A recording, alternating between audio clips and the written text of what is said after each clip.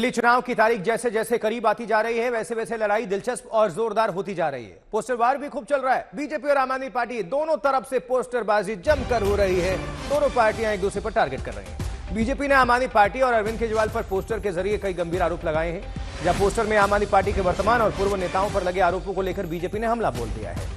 वहीं पहली बार आम आदमी पार्टी ने अपने पोस्टर के जरिए राहुल गांधी को टारगेट किया है। पोस्टर में बीजेपी के तमाम दिग्गजों के साथ साथ कांग्रेस के बड़े चेहरों पर भी आम आदमी पार्टी ने आरोप लगाए हैं। देखिए जरा पोस्टर, ये जो आपदा गुंडे, ये पहली वाली तस्वीर, ये भारतीय जनता पार्टी ने पोस्टर के जरिए आम आदमी पार्टी पर हमला बोला है। वहीं दूसरी तरफ आम आदमी पार्टी का पोस्टर और उस पर पहली बार राहुल गांधी को निशाने पर लिया आम आदमी पार्टी ने। तो राहुल के खिलाफ आम आदमी के पोस्टर को लेकर कांग्रेस नेता संदीप दीक्षित ने पलटवार किया है। क्या कह रहे हैं आपको सुनाते हैं। आपने एक पोस्टर रिलीज किया है, उसमें केजरीवाल की ईमानदारी के सामने सारे बेईमान कम पड़ेंगे, इस तरह का दावा किया जा रहा है। प्रधानमंत्री नरेंद्र मोदी, गृह मंत्री अमित शाह, बीजेपी के नेताओं की तस्वीर है। लेकिन चौंकाने वाली बात यह है कि कांग्रेस के नेता और एलओपी राहुल गांधी की भी फोटो उस पर लगाई गई है। देखिए, ये पुराना घटियापन है अरविंद केजरीवाल का। हम तो बार बार कहते हैं इससे बड़ा झूठा और फरेबी कोई नेता नहीं है। और ये मैं इनसे पूछना चाहता हूं कि इनको याद होगा आज से कई साल पहले ये रोज जब भ्रष्टों की लिस्ट निकालते थे तो उसमें शरद पवार जी का नाम लेते थे। आज वो नाम कैसे गायब हो गया? वो और मुलायम सिंह यादव जी का नाम लेते थे, आज वो नाम कैसे गायब हो गया? जिनके साथ इनकी सांठगांठ हो जाती है उनके साथ ठीक है, और जो मुस्तैदी से राहुल जी इनके सामने खड़े हैं और इनको चैलेंज कर रहे हैं, और मुझे तो ये लगता है कांग्रेस पार्टी को इन पर मानहानि का मुकदमा करना चाहिए और अरविंद केजरीवाल को और उनकी पार्टी को जेल में भेजना चाहिए। सर, आपकी और अजय माकन जी की भी तस्वीर लगाई गई है उसमें, क्या आप खुद एक्शन लेंगे? बिल्कुल लेंगे ना। मैं तो बार बार इस आदमी से कह रहा हूं कि प्रूफ दो। इससे बड़ा झूठा और फरेबी नहीं, आज तक ये आदमी एक प्रूफ नहीं दे पाया है। और मैं तो आज ही मैंने ये देखा नहीं, अच्छा हुआ आपने इसको बताया है। मैं आपसे रिक्वेस्ट भी करूंगा इसकी एक तस्वीर मुझे भेजें और इस पर मैं सीधे सीधे इस आदमी के ऊपर सवाल खड़े करने वाला हूं और अपने लॉयर से बात कर अगर ये जो दिखता है मुझे पता चल जाता है तो मैं इन पर कानूनी कार्रवाई करूंगा। आम आदमी पार्टी ने पोस्टर में राहुल गांधी की तस्वीर लगाकर गंभीर आरोप लगाए हैं। पार्टी नेता आरोप लगा रहे हैं कि बीजेपी के गुनाहों पर कांग्रेस चुप्पी साधी रहती है। आम आदमी पार्टी नेता प्रियंका कक्कड़ से बातचीत की आज तक संवाददाता अमित भारद्वाज ने। ये बेईमानी नहीं तो क्या है कि कांग्रेस ने इस बार भाजपा से फंडिंग ली है दिल्ली में चुनाव लड़ने के लिए। ये बेईमानी नहीं तो क्या है कि अगर भाजपा ने पैसे बांटे, जूते बांटे, सब कानूनों का उल्लंघन किया, कांग्रेस ने उस पर चुप्पी साध ली। ये बेईमानी नहीं क्या कि अगर हमने देखा कि कैसे अरविंद केजरीवाल जी के ऊपर पथराव होता है और वो पथराव करने वाले लोग ऐसे लोग हैं जिनके ऊपर हत्या के, डकैती के मामले चल रहे हैं और उनके बचाव में भाजपा आ जाती है, पर इस पर भी कांग्रेस चुप्पी साधी रहती है। ये बेईमानी नहीं तो क्या है?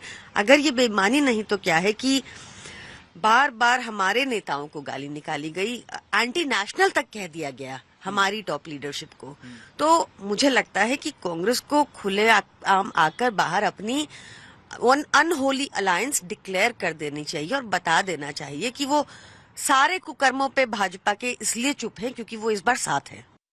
दिल्ली दंगल में सियासी दलों के बीच जबरदस्त टक्कर है। सभी पार्टियों ने वोटर्स को लुभाने का अपना अपना प्लान तैयार किया है। इस बीच बड़ी खबर है कि आम आदमी पार्टी से जुड़ी पार्टी ने पूर्वांचली वोट पर पकड़ मजबूत करने के लिए टास्क फोर्स का गठन किया है। आम आदमी पार्टी ने इसके लिए 7 टीमें बनाई हैं, जिसे राज्यसभा सांसद संजय सिंह लीड कर रहे हैं। सूत्रों की माने तो आम आदमी पार्टी की 7 टीमें सभी 7 लोकसभा क्षेत्रों में फोकस करेगी। ये टीमें डोर टू डोर कैंपेन करेगी और साथ ही बीजेपी नेताओं के विवादित बयानों को वोटर्स को दिखाएगी। कुल मिलाकर पार्टी बीजेपी को पूर्वांचल विरोधी बताने के लिए एड़ी चोटी का जोर लगाने की तैयारी में है।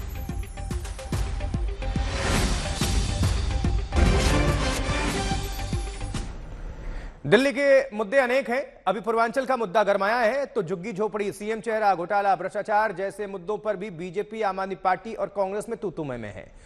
दिल्ली के चुनावी समर में आज का दिन भी खास है क्योंकि बीजेपी आज दिल्ली में आक्रामक चुनावी अभियान चलाने जा रही है। खुद गृह मंत्री अमित शाह 2 रैलियां करने वाले हैं। उससे पहले बीजेपी के संकल्प पत्र पार्ट 3 को भी जारी करेंगे अमित शाह। वहीं चुनावी रण में ओवैसी भी अपना दमखम दिखा रहे हैं।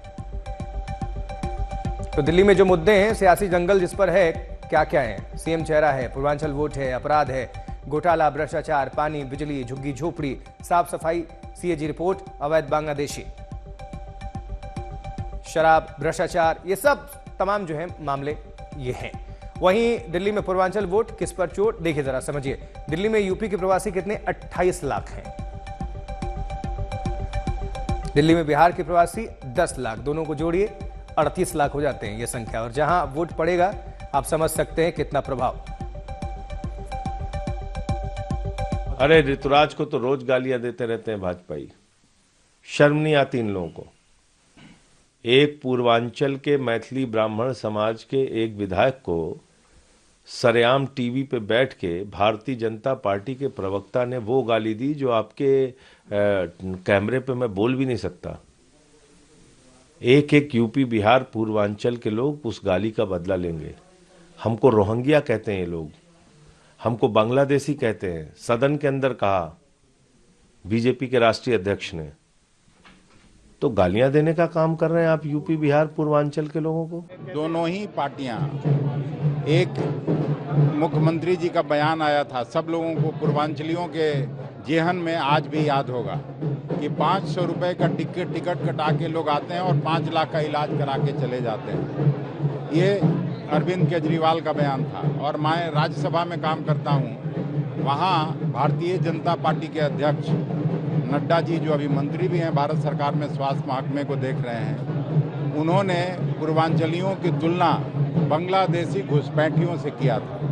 ये कोई बोल नहीं सकता है। तो क्या ये लोग ज़हनी तौर पर पूर्वांचलियों के बारे में सोचते हैं, वो इससे साफ हो जाता है।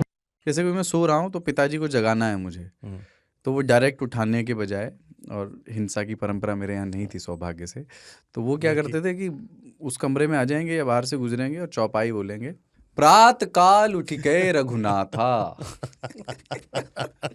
मात पिता गुरु नावही माता। कभी कभी मैं गुस्से में उठ करके, अरे पापा, चरण स्पर्श किया और सो गया। मैंने कहा अम्मा को उठाना।